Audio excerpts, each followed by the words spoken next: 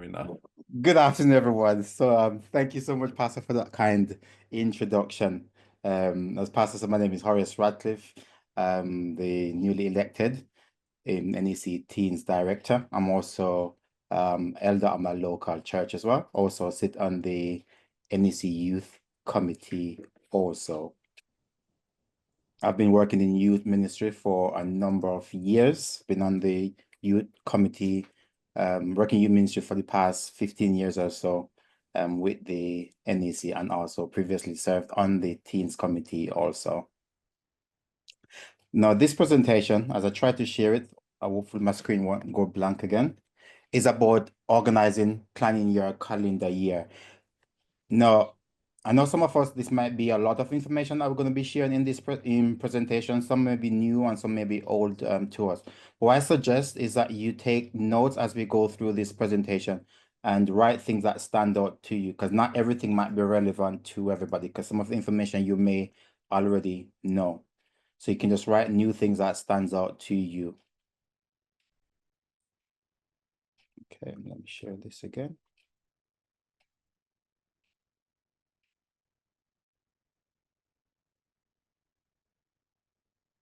Okay, I'm sharing my screen. I actually can't see the Zoom screen for some reason. So are you seeing my screen? We're seeing your Yes. screen. Yes. Okay, good. For some reason, I'm not sure why it's disappeared from my Yes. computer again. Okay, so before we even go into the presentation itself, I want to get an understanding of how you're feeling right now about this workshop. And we're going to use this app or online tool called Slido. I'm not sure if you've ever heard of it. So what you need to do is simple, just log in, just scan the QR code and just put how you feeling about this workshop. And information will come up live on screen.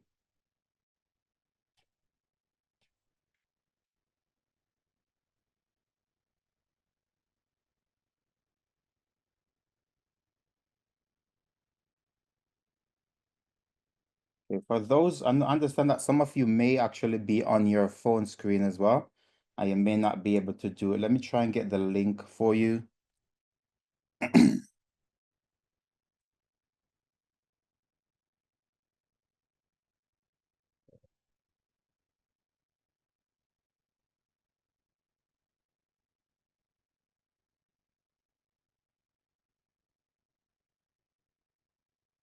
Okay, I've posted the link in the chat. So you can use that link to join as well, just in case you're using your phone for Zoom. Yeah, so some of you will feel helpful and informative. That's so the ones in bold and stands out bigger in front are the ones that people are choosing the most. So helpful and informative seems to be the strongest one so far. You're encouraged, enlightened, supported, motivated, intrigued, inspiring, blessed, educative, hopeful, refreshing, needed, refreshing. Okay. All of these are good, positive feedbacks.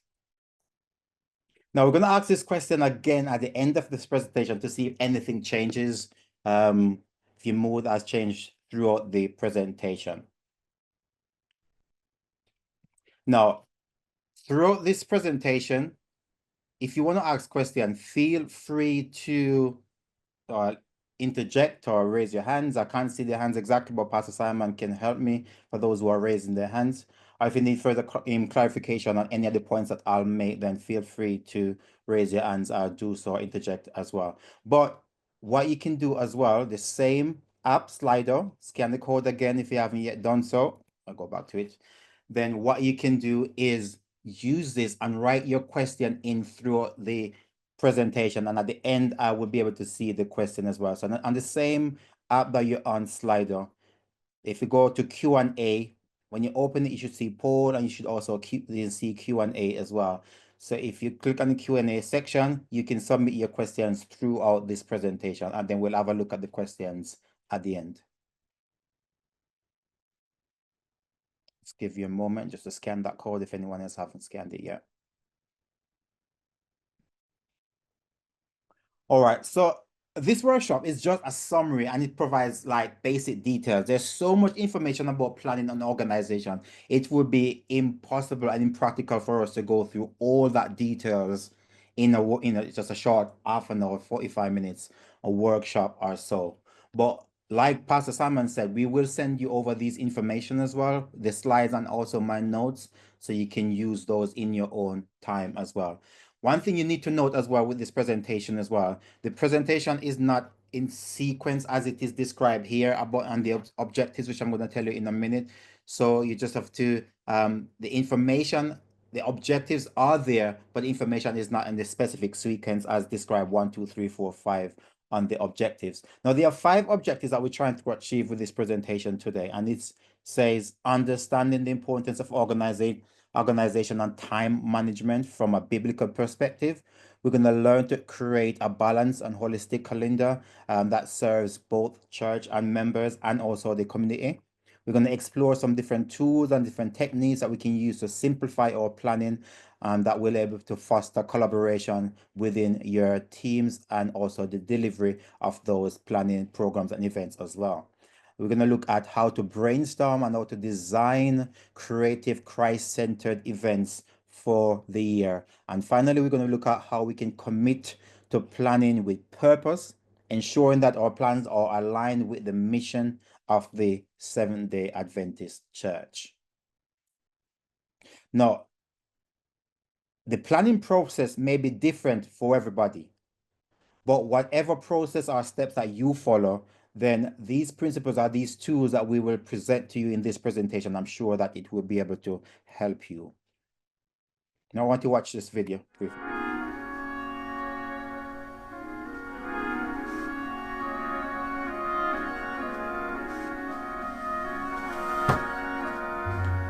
Need some help?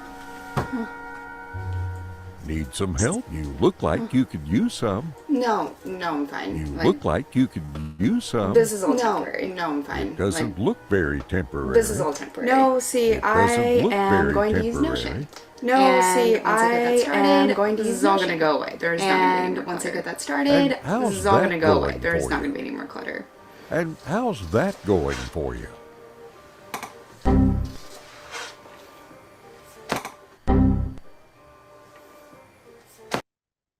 Now, how many of you have ever felt like this? Like you've got so much to do and you just don't know exactly where to start. You keep procrastinating, you're writing things down, you just don't know exactly how to start. Anybody ever want to share that experience?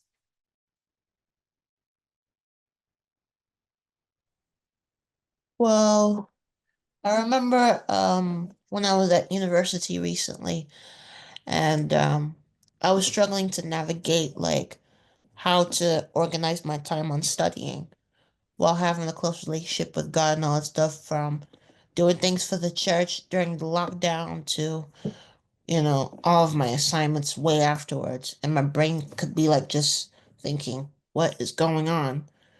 And it just goes back and forth and I'm thinking, ugh, what's the point? It'll blow, but then it turns out I realized I need to ask for help a lot more. So yeah, I can relate. Thank you. Anybody else want to share? Yes. Hi, my name is Melissa. Something quite similar happened to me when I was in university as well, when I was dealing with my first year course. The way I could resolve it was by taking action, talking to my peers. I had the opportunity to speak with my tutor to be able to organize my schedule better and administer my time. Yeah. Thank you. I mean, maybe all of us at some point in our lives will feel like this. We feel like it's confusing. We don't know where to start. There's just so much to do.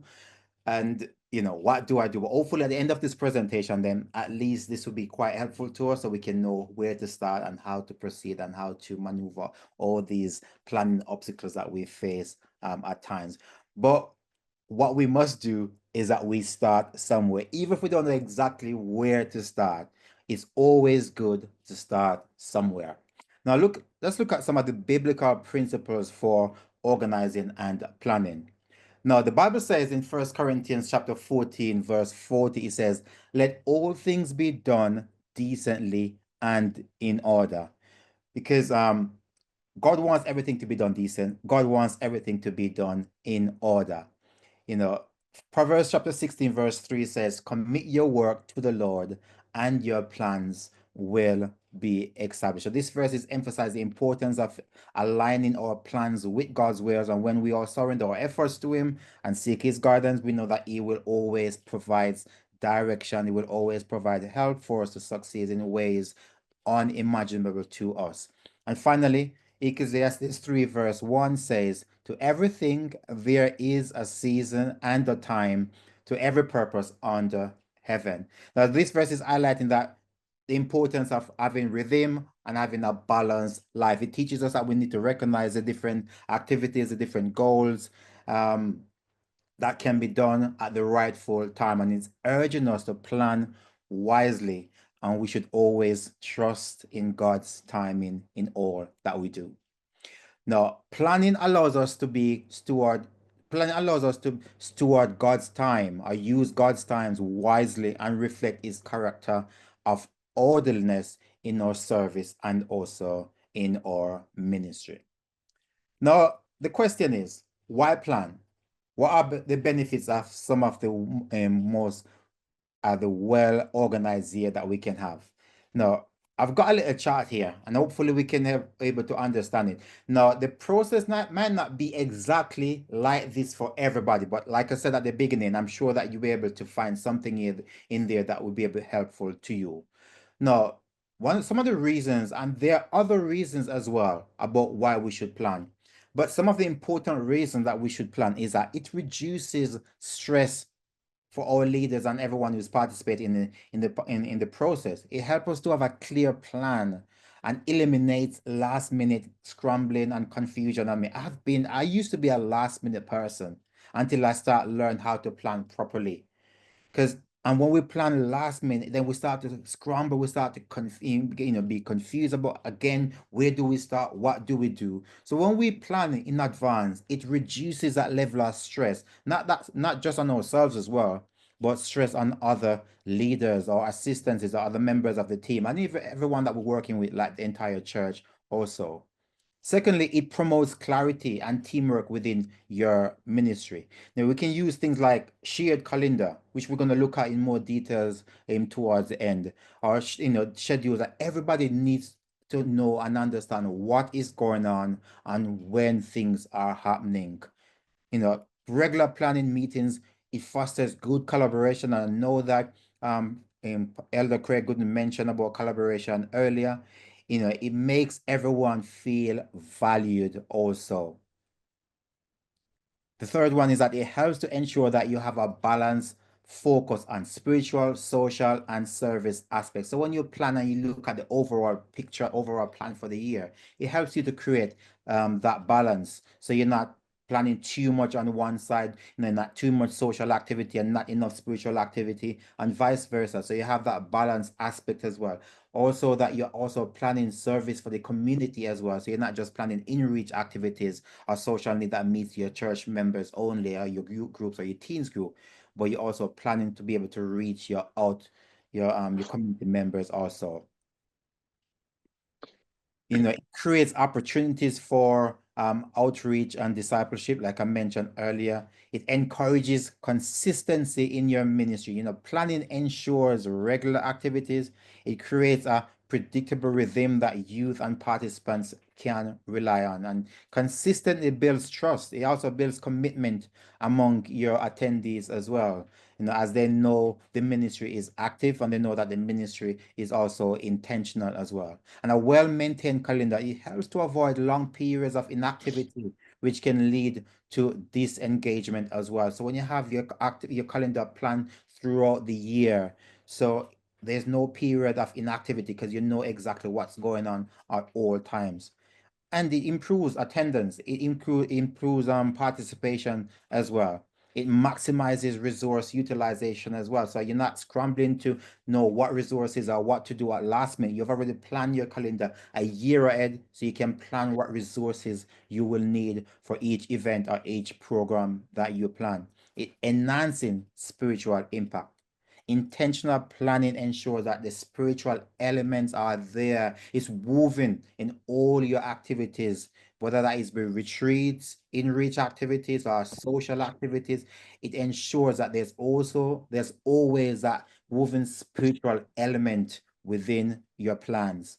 It builds leadership skills. I know that Hello Craig mentioned that earlier as well. It fosters community relations. And finally, and this is probably the biggest one, I've experienced this in the past, and I know people who have experienced it in the past as well. It reduces overcommitment and it reduces burnout. This is the biggest killer of ministry, of leadership right now that I believe within the Seventh-day Adventist Church. When we plan effectively ahead, it reduces overcommitment. We don't overcommit ourselves to too many things that we can't do, we can't achieve, and it stops us from burning ourselves out. So a well-organized year doesn't just make ministry easier, it multiplies its impact by making every program and event intentional, effective, and focused on glorifying God. A structured calendar creates space for spiritual growth, meaningful relationships, and community outreach, ensuring every effort serves a greater purpose. Okay. Anyone have any questions on that so far? No, not so far. Thank you. Like I said, that you can always submit your questions as well on the online form, Slido, and we'll look at them at the end as well. Now we're going to look at some holistic approach to planning as well. And I broke this down into two broad categories. And the first thing that we need to do is be visionary, making sure that our planning has a biblical foundation. Now, Proverbs 29, verse 18, I'm sure many of us, or all of us, are familiar with this passage of scripture. It says, where there is no vision, the people perish. So vision provides purpose and direction. It ensures that your ministry always remains aligned with God's will. And finally, it says, use your time wisely. Now, if I say to you, there are 365 days in a year, that would sound a lot, isn't it? Or is it just me? 365, wow, that's a lot of days. But then if I break it down further and I say to you, there are only 52 weeks in a year, suddenly it doesn't feel like, I didn't sound so much, does it? 52, 365, major difference. But if I even break that down further and said there are 12 months in the year, it's like, wow, that is definitely not a lot. What if I even break it down further and said that there are only 4 quarters in a year? Suddenly you realize that it's not so much as we thought. So if we use our time wisely, then we can produce more quality programs for the people that we are serving. So dividing your year into different groups, for example, dividing your year into quarters, divide your year into months, divide your year into weeks. It helps you to utilize your time a lot more effectively. Now, one of the things that we need to make sure that we bear in mind always when we're planning, and that is, who is our audience? Who is your audience? Who are you planning for? We have to remember that we are ministering to non-Adventist young people. We are ministering to Adventist young people who are nominal. That means they might be sitting on the fence. You know, they're not very regular in attending church and our programs. You know, they may attend one today, next time they don't attend. So they have nominal attendance. And then we are ministering to people who have made a lifetime commitment to Jesus, always. So it's always important that we remember these 3 different categories of people that we are ministering to, that we are planning for. And it's not always easy to tell. we can't always tell exactly who is more committed than the other, because sometimes some people can appear committed, but they're not. Sometimes people can be coming to church on a regular basis, but they're not committed. And sometimes we may even have members of our group who are not even Seventh-day Adventists that we don't even realize that they're Seventh-day Adventists because they've been regular attending church. So in our plannings, it's always important to make sure that we understand who our audience is and plan accordingly. Inclusivity is key. We need to ensure that we consider the demographics of our audience also, and consider the community that we are serving. I'm sure you all understand what I'm trying to get at here without saying much more information. So inclusivity is always key in our planning. Now, there are multiple methods you can use to brainstorm in your planning process. But I'm going to go through some of the methods right now that you can use. Again, I don't have them all listed here, but I'm going to send over this presentation along with the notes as well, so you can look into them into more details, and you can always use whichever one that is more effective for you. So it's important for you to involve your youth and your teens in your brainstorming themes and ideas. What you don't want is, as a leader, you sit down by yourself, you plan, you go through everything, and then you're going to just go and throw it out there. Just stuff it down people's throat and expect them to automatically accept. You need to make sure that you include as much people as possible, so that everyone feels belong, that they are part of these bright ideas that you have as your leader. Also, use technology. Use different methods, create interactive ways, engaging ways. I think, engaging experiences. So, for example, you can use things like QR codes, Slido, like the ones I'm using right now, Google Forms, Notion Forms, or simple roundtable, sit down with your youth group, your team, and just talk and brainstorm. Now, there are different types of brainstorming. We've got classic brainstorming, like with sitting around a table and just getting people to write their ideas down on pieces of paper or just say them out loud, and then you can criticize them together. Now, when you're doing this type of brainstorming, it's important to assign somebody who's going to facilitate this method for you, so people don't lose focus on what they're doing, and then everyone is not all over the place, people are not speaking at the same time, etc., etc. Now, there's another type that we can use that is called mind mapping. And how this works is that you start with a central idea, or you start with a central problem, like in the middle of a page, and then you branch out to relate different relatable ideas or different concepts that you can use. So you can use tools like pen and paper, and you can also use digital apps such as Canva as well for this process.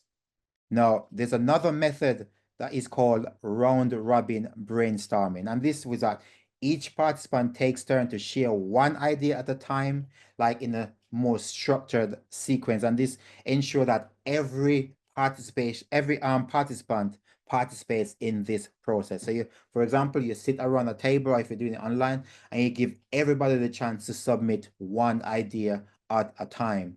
Now, this works best for ensuring equal participation by everyone. Now, another method that you can use as well in brainstorming is this one called rapid ideation. Not sure if I'm pronouncing that correctly exactly, but it talks about you set a specific time limit and have participants write down as many ideas as possible with that time limit. No discussion whatsoever, just rapidly writing down ideas, and then you can go and discuss those as a group. Now, there are many other different techniques. In fact, I have about 20 different techniques here in my notes. I'm going to share all those for you as well. But one that is very common that we can use is SWOT analysis.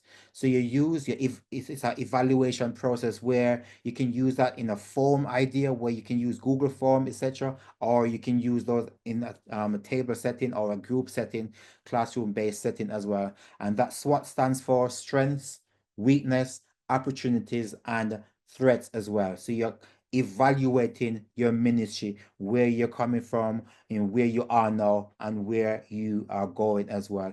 And you look at those in more details individually, the different categories in that section. And the final one that I want to share with you as well is a simple question. So you can use like a Google form or use your different platforms, social media, and then you ask specific questions to your group, and then you will get the feedback from there. Again, there's a lot more ideas, and I will share them all with you. But any questions on any of those that I've just shared? Okay. So it is important that we plan programs for InReach. So I'm going to give you some ideas of different types of programs that we can plan for InReach. And InReach simply means you're planning programs for your local members, for your local youth groups and your local teens groups. Some of the ideas we have, like regular Bible studies, that's a given. It's always important for you to do different Bible studies with your group so that they can stay up to date with the Bible. They can be well informed. They can have a good Bible knowledge for themselves. But one thing you can do, instead of having a Bible study, a regular Bible study, for example, where you sit down in a church setting and you are just doing a question and answer or just simply reading the Bible, you can come up with different creative methods, especially if you're working with teenagers and younger people or individuals who are not mentally mature as all of us, as some of us. So you use different creative methods for Bible study, and you can search online. There are tons of methods that you can use to get creative as well. You can do some Bible challenge programs, Bible challenge quiz as well, to ensure that the studies that you are studying with your group, that they're actually memorizing them and learning them. Different things like testimony nights, youth Sabbath programs. Like most churches have regularly afternoon AY programs for both young people, teenagers, and also for adult youth as well. So you can have regular youth programs. It doesn't mean that you have every single Sabbath, because if you have it every single Sabbath, you can burn yourself out trying to plan a different program every week with your team. But you can have them different times scheduled throughout the month or throughout the year. Whether you're going to say, you know what, I'm going to have a youth Sabbath afternoon once a month, and that will be every first Sabbath, every second Sabbath, etc. I maybe you want to say I'm going to have it every first and second Sabbath or every third Sabbath, but make sure that it is structured and everyone knows exactly when those youth Sabbath programs will take place. Spiritual retreats, weekends away. You know, it's always good. That helps to bring bond, it helps to bring fellowship. And you can get a lot more done when you have weekends or retreats also. Skill building workshops such as leadership, public speaking, preaching, cooking, finances. These are all things that young people are all interested in. So you can have those workshops. Again, build them into your schedule, whatever suits your local group best, whatever time of the year. Social activities. Don't forget to provide for your social needs of your youth group. Church social, everybody knows what those are.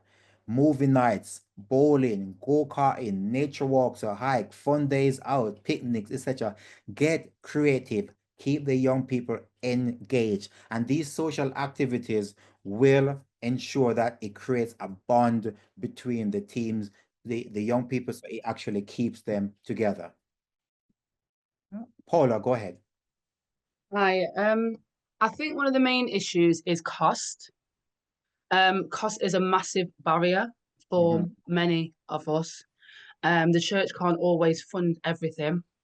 Not every parent has the capacity, so I don't know where else we can kind of get funding. And there's obviously things we can do for free.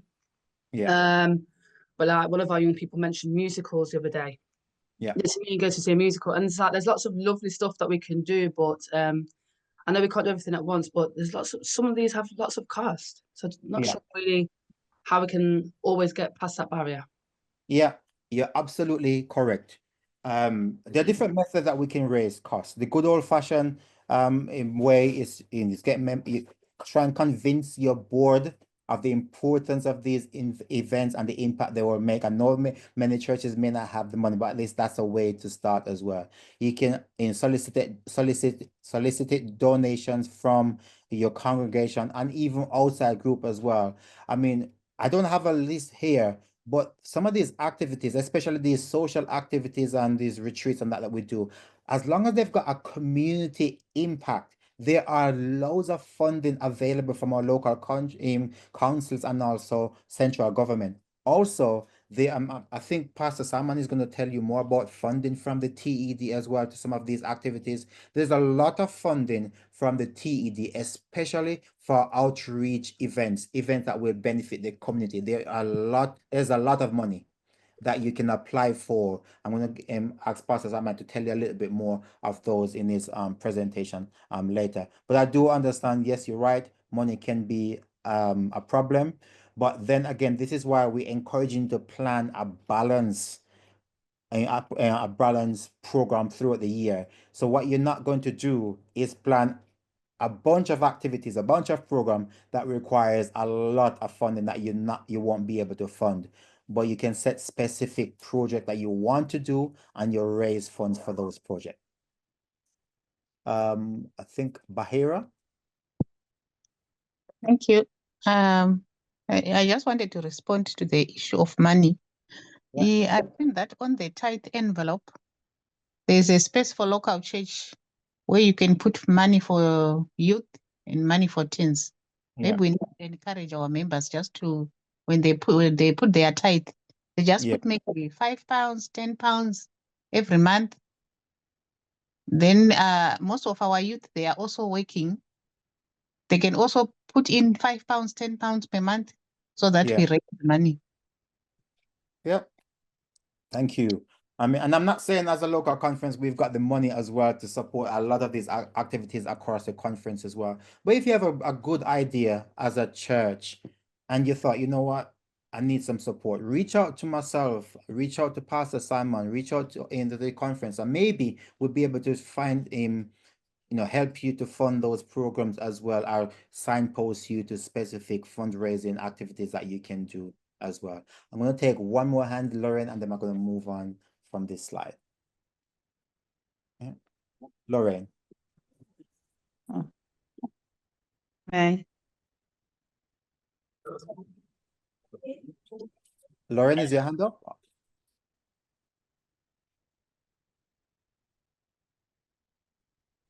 Okay.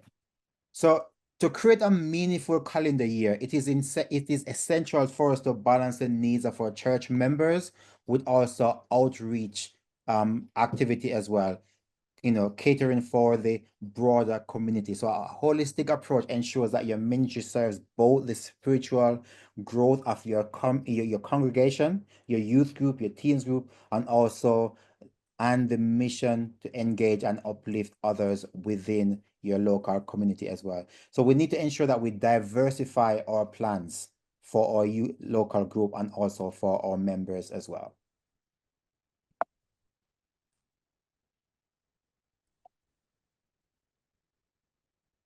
Lauren, go ahead.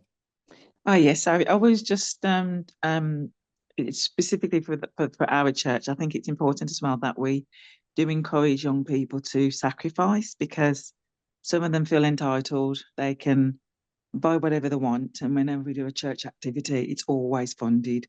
So it's always good to help fund, but help them to sacrifice and allow parents to also sort of contribute as well as fundraising. But like you said, if we all do it collectively, the funds can be raised. Yeah. So just using that word sacrifice, because some people and parents don't use it willingly. Yeah, thank you.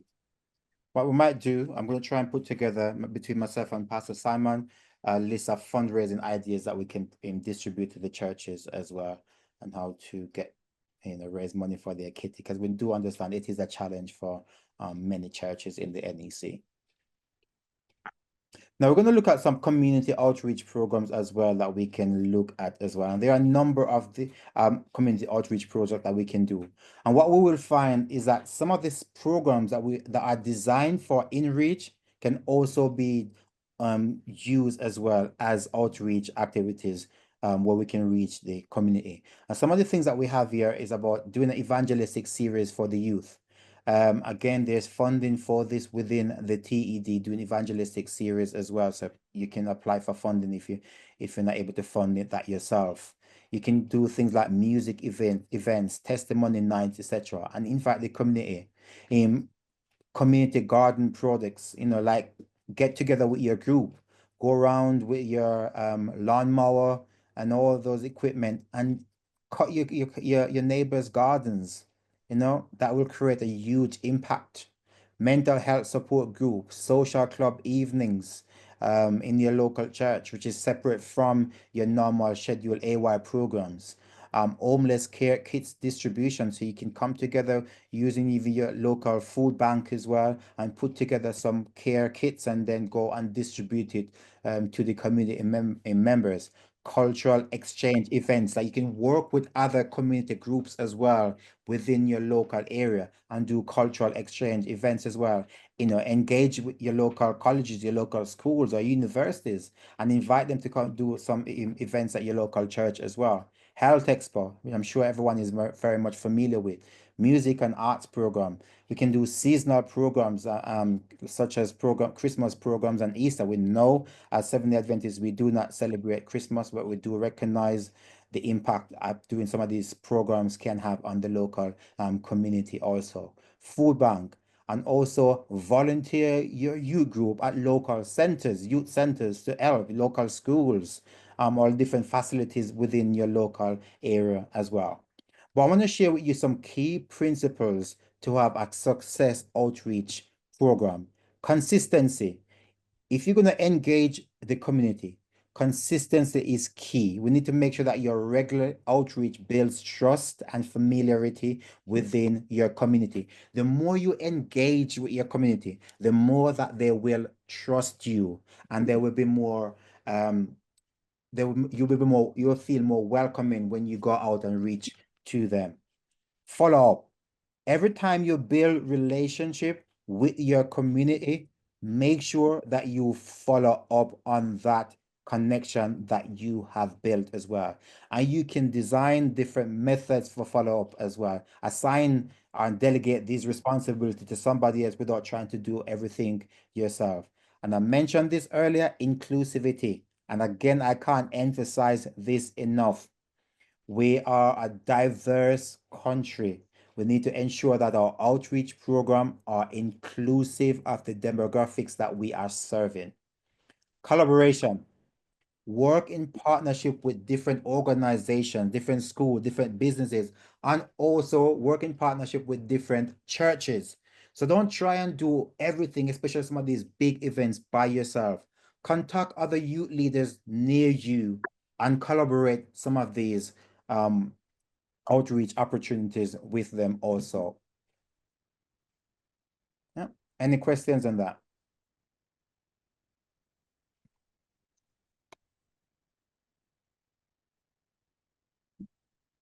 Now, this section is about involving everybody. We need to ensure that you work well with your team. Remember, you can't do it all by yourself. None of us can do it all by ourselves. So even if the church doesn't assign you an official team when they're doing the elections, you can ask members to serve at your local on your team and then bring that to your church board for approval as well. Don't try and do everything by yourself. Assign roles, clearly define who is responsible for what. Delegate. I have a whole section here on delegate, but I'm not going to go through all that because I know that Craig went through it earlier. But again, I'm going to emphasize delegate. There's an art of delegation, and I can share that with you as well in the notes. But again, I say delegate responsibility. Do regular check-ins. Schedule monthly meetings to track your progress, or weekly meeting to track your progress in your planning process, so that you can keep your team engaged and up to date about everything that is going on. Feedback loop.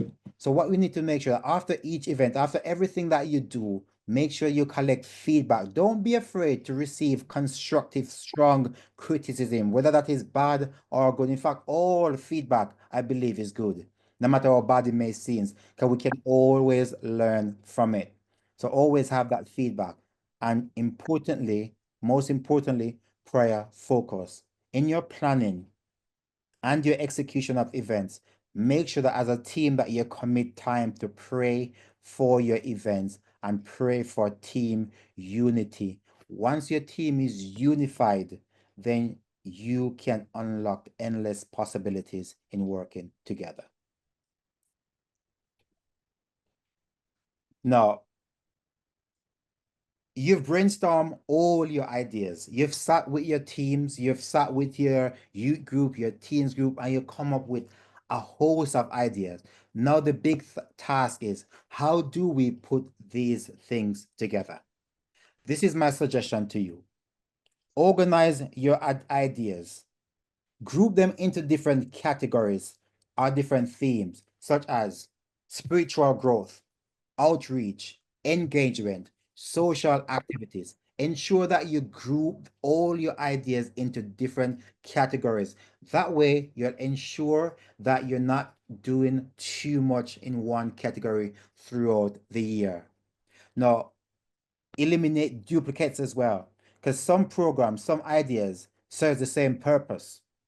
So you don't want to be duplicating your process. It creates a lot more effort and a lot more funding as well. So make sure that you filter out all unnecessary ideas. And it could mean that that idea is necessary, but for that moment it's not necessary. So you can postpone that idea. Ensure that you document everything. I mean, if you haven't got the best memory like myself, my memory is like a goldfish sometimes. But you can use different tools that I'm going to bring to you shortly about how you can document and collaborate these ideas with your team and with your group members. Now, if you're going to go through the elimination, for example, you need to define a process of evaluation or elimination. And what that means is that you need to, does this idea align with your mission? Does this idea align with your values? Who will it impact? How much impact will it impact on your young people? Is it feasible? Is it practical? Is it urgent?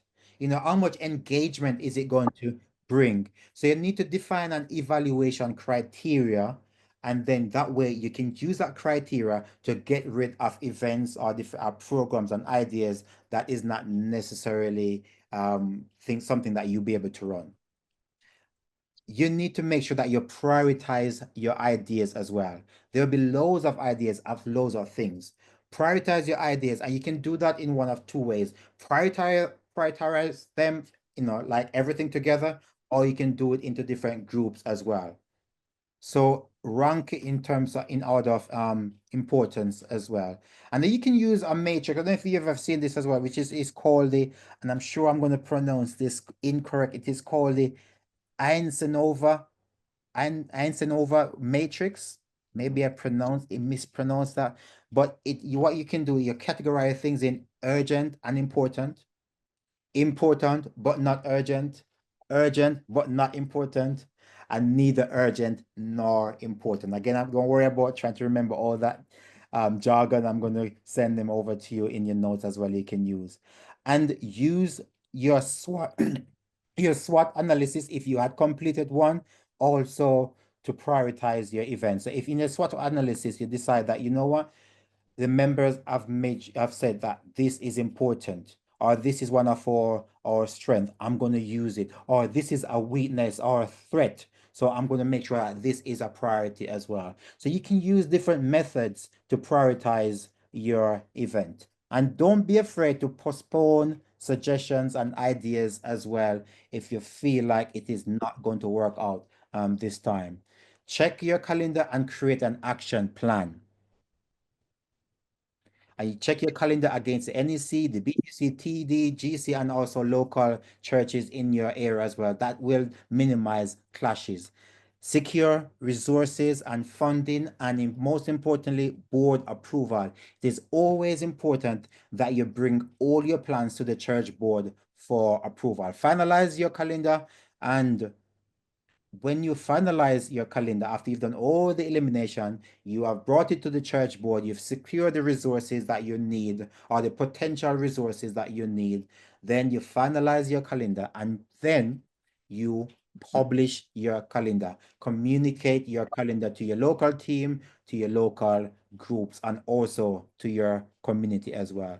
And don't forget to always monitor, adopt, and change, and pull an idea from your calendar if you realize that is not going to work out for you. Now, this next section, I'm going to go through a number of different tools that you can use both effectively planning, collaborating, and also running your events. I'm not going to go through them in great details. I'm just going to mention them, and I'll send you more information over, and then you can choose which ones works best for you. Now we have calendar tools, and these are seamlessly synced across all users. We can so everyone can know what's going on at all times. Google Calendar, Outlook Calendar, and then we've got a good old one called Doodle. Don't think it's used much these days. I think most people use Google Calendar or Outlook Calendar, and they are very effective. And you can get people to subscribe to your calendar as well, so that they always keep up to date with any changes that is taking place. Then we got these project management tools such as Notion, Google Workspace, Monday.com. I've never used Monday.com, but in my research, I came across this one. I thought it looks very good. But Notion and Google Workspace I've used, especially Notion. Notion is a part of my daily life right now, and it was the best thing I've ever discovered since starting. And I can't emphasize that enough. The level of collaboration and planning and organization that Notion brings, it's a must-have, and I strongly recommend that you use that for your project management, for collaboration also.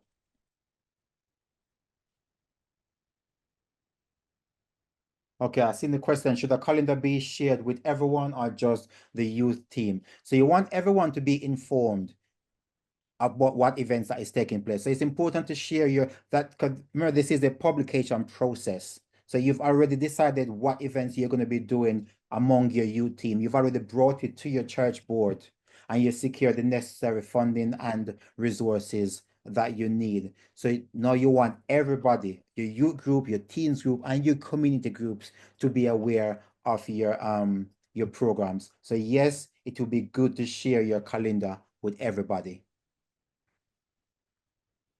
Creativity and presentation tools. We got Canva, we got Photoshop, and we've got the good old PowerPoint that most of us are familiar with, and that's worked perfectly. This is what I'm using to do this presentation today. Canva is there's a paid version, and there's also a free version as well that you can use. The free version works very good, but it reduces the functionality. But when you have the paid version, there's a lot more that you can do. Likewise, Notion as well. There's a free version, but there's also a paid version that even uses AI to help you in your work as well.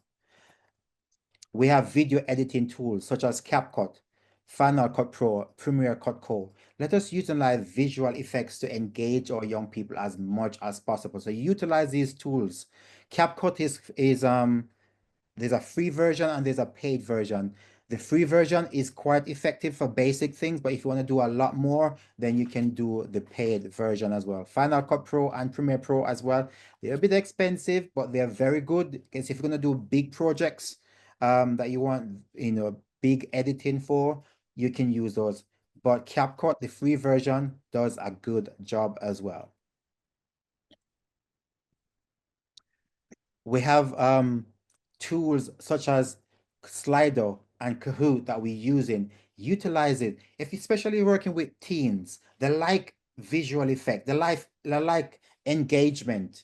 You know, they like these things. So utilize these interactive tools as much as possible. Slido and Kahoot is free. There is a paid version of Slido that gives you a lot more functionality, but for the basic things that you will do within your local churches, you can use a free version, slido.com and kahoot.it. We have meeting tools such as Zoom. All of you know Zoom because we're on it right now, but there's also others out there as well. There's Microsoft Teams. It's a little bit more complicated to use than I found it in the past. Zoom is much easier to use as well. And then we have tools for storage and sharing also. We have Google Drive, iCloud Drive, Dropbox, OneDrive. All these are freely available. But if you're going to store and share a lot of data, especially videos, then you may need to get paid versions. And some of them are really cheap. Like Google Drive, for example, the subscription on that is like £1.59, I believe, per month. iCloud Drive, I can't remember exactly how much it is, a little bit more expensive. Dropbox is a lot more expensive, probably the most expensive one. OneDrive is about $7.99 per month as well. But yeah, you can utilize these and you can share your information across your team and also across your everyone, your youth groups and your teams group as well, so they can actively access all those information. And you can choose what information and that you share and when you share that information. Somebody just mentioned booklet on the chat as well. Another one that we can use as well. I'm not familiar with that one, but you can do your own research as well in those ones. Now, what we find is that together these tools will empower leaders to plan, collaborate, and to create and engage effective ministry in your work that you do. Be mindful of the time, just rushing this one through. Now, I'm going to give you some other basic guidelines for success in your ministry. Now, I can't emphasize number one enough. Reach out to the NEC Youth and Teens team. Reach out to myself, Pastor Simon, and we have a big team, a good team of volunteers that we work with, that we regularly train and empower to do things on our behalf. Don't be afraid to reach out for any help that you need. Even if we're not able to help you with the specific need, we can definitely signpost you with the help to get the help that you need. So don't be afraid to reach out for whatever purpose that you need us for. Plan events that will create an impact. Don't just plan your events just to fill a gap or for event's sake. Make sure that you intentionally plan that it will make an impact on your group that you're working with. That's your teens group, your youth group, or your community group. I mentioned this earlier, number 3. I'm going to mention it again. Don't be afraid to pull something if it's not working. Sometimes we feel like it's a sign of weakness as a leader to pull something. If it's not, it's better you pull that and engage in something else that will work better than to stress yourself, overwork yourself, and the program isn't run properly. So just pull it if it's not working well and start again. Be practical in what you do and be proactive. This is not a competition with other departments and ministries. And I see that a lot sometimes in our ministries. It's as if we act like we're planning an event to compete with other departments. Are we competing with other churches? Are we competing with the NEC or TED or other groups in our local area? It is not a competition. We're in partnership together, trying to achieve the same goal. So if somebody else in your local church is doing that event or a similar event, don't try to do the same event for competing or for planning sake or just to fill your calendar. Collaborate and work together, and then that will be more effective. Lauren, go ahead. Oh yeah, just from your point there, is there a forum there that we can find out what other churches are doing so that we can support each other? Because sometimes there's so many events going on, we don't know which church is doing what. Thank you. That's a very good question. At the moment, I'm not aware of a specific forum. If somebody is aware of one, we can do that. But we can look into that. Myself and Pastor Simon, if you have a suggestion, please come and see us. But we'll look into ways in which we can probably do that as well. I think that would be quite helpful. If I can come in there, Yeah. something that I'm going to touch on is to do with the forums, especially when it comes to what is happening in your local areas. So just be a little bit patient. We're going to get onto some of that. Yeah, thank you. Paula, I see your hand up. If you're going to answer that question, I'm going to take Pastor Simon's advice, and then we can come to that later. Sorry, quick question. What about sharing resources? So, for example, you know, like if we're doing presentations with our youth, based on different topics, is there somewhere where we can share? Because for example, we started doing Friday night Zoom catch-ups, and there's different ideas of what we can discuss.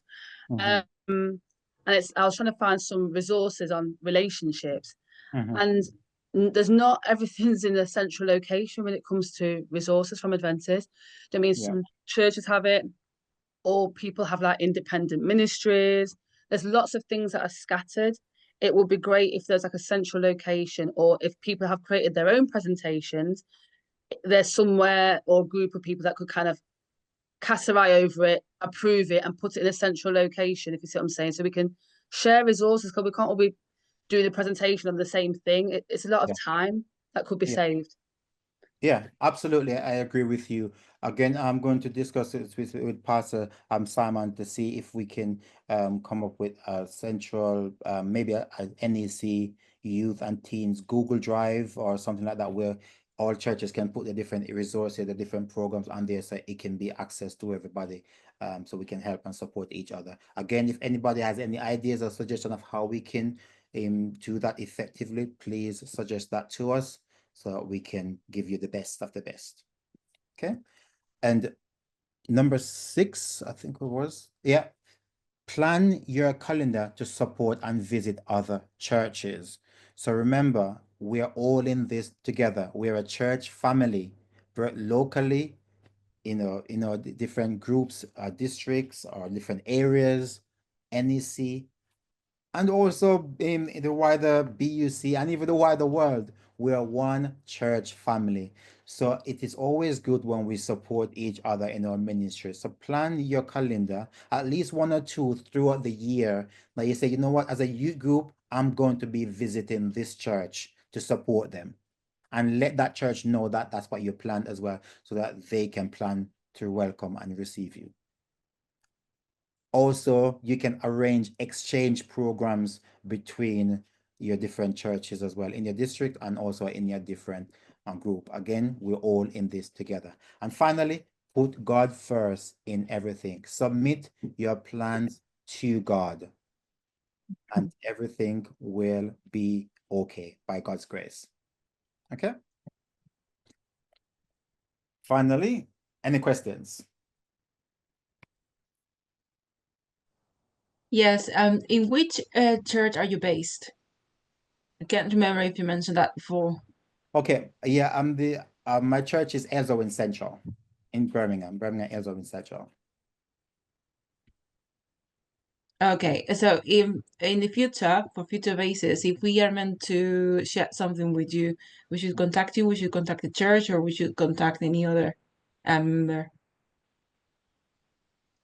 When you said share something with me, give me an example. For example, if there is an important event that we decide to organize in the local church here in Leeds, and we decide to share those events or those plans with you, shall we share those details with you, particularly with you, or with any other member of the church that you collaborate with? Okay, so it depends on what demographic you're trying to reach. I'm the teens director for the NEC. Pastor Simon is the youth director. Pastor Simon is going to speak a little later on the different WhatsApp group on how we can utilize and sharing information with each other locally as well. But if there's something that is just between you and another church between your area, then it's best to contact the youth leader or the teens leader directly in that area to share that information. But if something has to do with your wider area and also the NEC, you can reach out to myself or Pastor Simon if it's youth ministry related. Okay, thank you. You're welcome. Do we have more time for any more questions, Pastor Simon? I think we. Yeah, do we have any more questions at all? Yeah, can I say one? I'm from Aston Newtown. We have quite a few youth now and teenagers, but the challenge we're having at the moment as a youth department and teens is that a lot of it's taken up by Pathfinders. And what happens is Pathfinders is done on Sabbath now. You know, years ago we used to do it on a Sunday, but it's Sabbath. So every sort of Sabbath, every probably 3 weeks, they do a Pathfinders from about 3 to 4:30. And then when AY comes, they're all tired and they go home. So what I'm having to do now is just, I still put hours on every week, and whoever is there, I will put the program runs, but I'm still trying to target the teams as well. So that's a bit of an issue that we're still trying to address at our church. So I might need some help and stuff, some guidance and stuff on that. So That's fine. Yeah, and we can speak off air to see how we can best support you. yeah. Okay, that's not a One problem. thing that I would like to say is thank you for your consistency. You still recognize that there is a need for our young people. There is still something that needs to be done, and you've consistently done it so that there's still a place for them. Continue to do that, and then we'll have another conversation to see what can be done, how we can collaborate. Because as Horace was saying, we're not supposed to be in competition with each other. We're supposed to be there to support each other, to help each other, and it goes both ways. So let's have a conversation to see what can be done. Yeah. Yeah, thank you. And like I said, Florence, I take your point, your question very seriously, but just drop me a message after this to remind me. Like I said, my memory is very, very bad. I will definitely reach out to you. Just drop me a message. And I see Jennifer, you posted in the chat as well that you have the same issue. Message me as well if it's teen ministry related, if it's youth ministry related, message Pastor Simon, and then we will definitely support you in how we can navigate that. Okay. Is it possible to get the email address so that we can, because some of the forms we are not very much used to them, if you can assist. So in terms of the email addresses, a little bit further up in the chat, I've put an email address up, but at the end of my presentation, I'm going to put all the information up that you need as well. So it'll be there for you to copy down. So it's coming again, don't worry. Okay. Thank you. Thank you. Finally, how are you feeling now? I've asked you the same question at the beginning. I'm going to ask you the same question now. How are you feeling now based on this presentation? We've got 30 seconds. You can use the same online platform, or you can shut them out.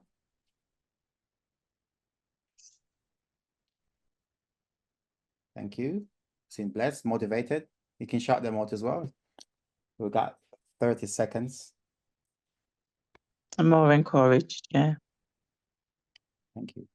But like I said at the beginning of this presentation, there's a lot of information to take in. There's a lot of notes because we're not able to go through everything in this short time, but I will send all that information out as well with the information that Pastor Simon will send out. So you can have more details about especially some of the different tools that we can use and the planning strategies that we can use. Thank you. Motivated seems to be a very good one. Very good. And finally, I just want to get your feedback on the presentation. This is anonymous as well, so you can rate. How do you rate this presentation on this workshop?